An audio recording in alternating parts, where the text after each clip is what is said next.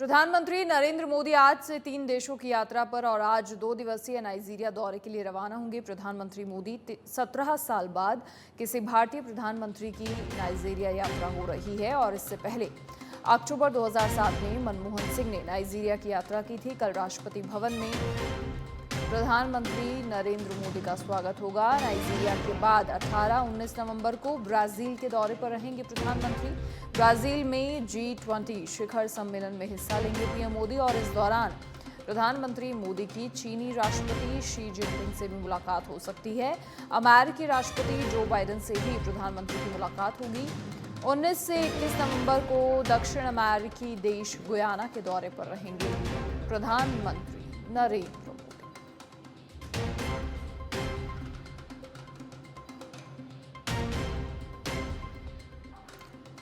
तो प्रधानमंत्री नरेंद्र मोदी अमेरिकी राष्ट्रपति जो बाइडेन से भी उनकी मुलाकात होगी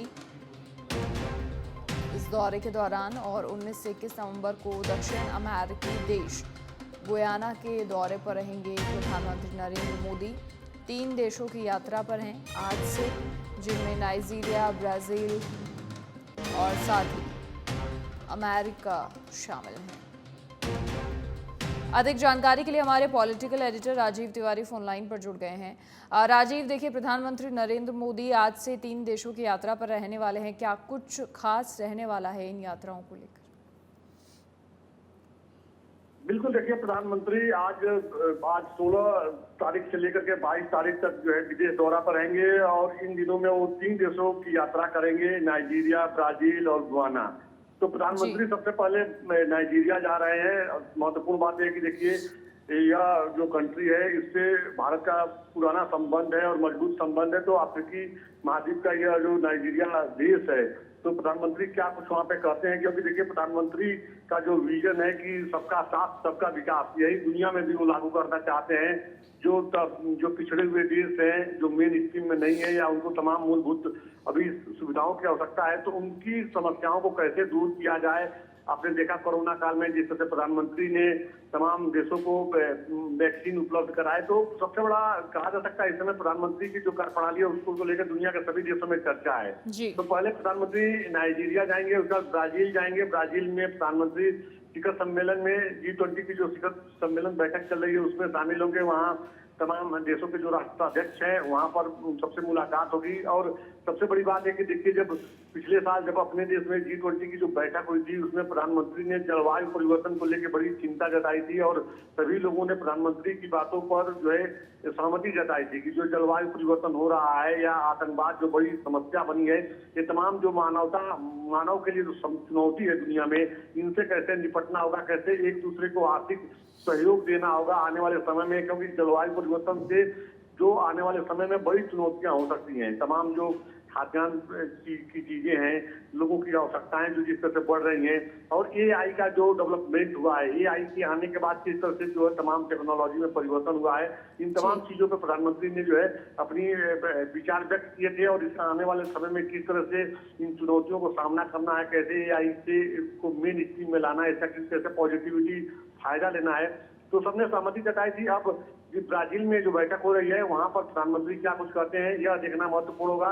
फिलहाल इतना जरूर है कि देखिए, प्रधानमंत्री नरेंद्र मोदी को सुनने के लिए दुनिया के तमाम देशों के राष्ट्राध्यक्ष उत्सुक हैं और क्या प्रधानमंत्री का जो विजन होता है उसको लेकर सबसे बड़ी बात है कि सभी लोग उसमें सहमति जताते हैं, क्योंकि प्रधानमंत्री का जो विजन होता है उसमें वसुधैव कुटुंबकम की बातें होती है, सबको साथ लेकर चलिए, सबका विकास हो। और जो तमाम मानव समाज के लिए जो चुनौतियां बन रही है, चाहे वो आतंकवाद हो या जलवायु परिवर्तन से जो आने वाले समय में दिक्कत हो सकती है, उनसे कैसे निपटना होगा, टेक्नोलॉजी का कैसे फायदा लेना होगा, तो इन तमाम महत्वपूर्ण बातों की हमेशा चर्चा होती रहती है। तो इस बार प्रधानमंत्री क्या कुछ ब्राजील में कहते हैं यह देखना होगा। जी बिल्कुल राजीव, ठीक कह रहे हैं। और देखिए, भारत और नाइजीरिया तो एक दूसरे के करीबी संबंध वाले देश हैं। 60 सालों से राजनीतिक संबंध बरकरार हैं और जब नाइजीरिया अपनी आज़ादी के बाद खुद को फिर से उभारने और संवारने में जुटा था तो भारत ने बड़ी मदद की थी।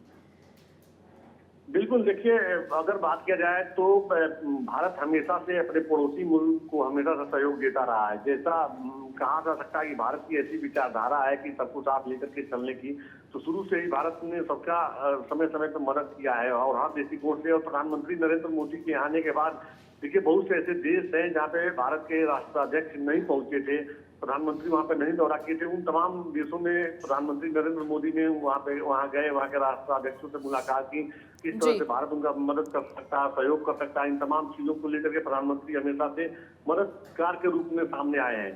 अब दुनिया में देखिए, जो युद्ध की स्थिति बनी हुई है, जो लग रहा था कि महायुद्ध हो जाएगा, उसको भी पूर्ण विराम लगाने में प्रधानमंत्री नरेंद्र मोदी की बड़ी भूमिका है। चाहे वो यूक्रेन और रसिया की संघर्ष की बात कीजिए या बिल्कुल। जो स्थिति पैदा हुई है, तो अब कहा जा सकता है कि प्रधानमंत्री G20 की बैठक में जा रहे हैं ब्राजील, तो वहां पे लोगों को बड़ी उम्मीद है कि प्रधानमंत्री इस बार जो हालात बने हैं दुनिया में, उसको लेकर क्या कुछ अपना विजन रखते हैं। प्रधानमंत्री नरेंद्र मोदी का भी एक विजन है कि 2045 तक भारत को विकसित राष्ट्र बनाना है। इकोनॉमी को जो है दुनिया के 3 महाशक्तियों में एक महाशक्ति भारत को बनाना है। बिल्कुल। तो उस पर भी प्रधानमंत्री नरेंद्र मोदी का फोकस है, और जो जो तमाम देश है जिससे भारत मजबूत है, उनको आने वाले समय में और कैसे मजबूत किया जाए, कुछ सहयोग में और दूसरे से सहयोग ले, साथ लेकर के चले, इस विचारधारा के साथ प्रधानमंत्री नरेंद्र मोदी हमेशा अंतर्राष्ट्रीय मंच पर अपनी विजिट। तो अब सभी लोगों को इंतजार है नरेंद्र मोदी, चाहे वो नाइजीरिया हो, गुयाना हो या ब्राजील में होने वाली जो बैठक है, उसमें क्या कुछ रखते हैं, क्या कुछ कहते हैं।